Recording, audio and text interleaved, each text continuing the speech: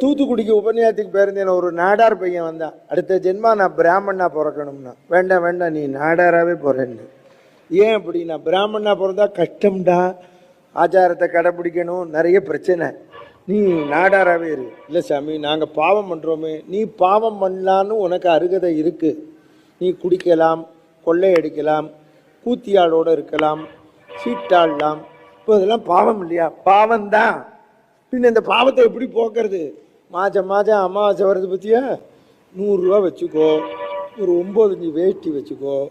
என்ன மாதிரி பிராமணன் யாராவது இருப்பான், அவன்கிட்ட கொடுத்து நமஸ்காரம் பண்ணு. தேவநாதன் ஒரு பிராமணன் காஞ்சிபுரம் கோயிலில் கருவறைக்கே பெண்களை கூப்பிட்டு போனாங்க. மாபெரும் புரட்சிக்காரன் அவன். தண்ணி அடிச்சுட்டு அங்கே பொம்பளைங்களை மேட்ரு பண்ணி அதை வீடியோ எடுத்து போட்டான். அவனும் அமாவாசை அன்னைக்கு இந்த பிராமணங்கிட்ட துண்டு கொடுத்து காசை கொடுத்து கரெக்ட் பண்ணியிருப்பானோ.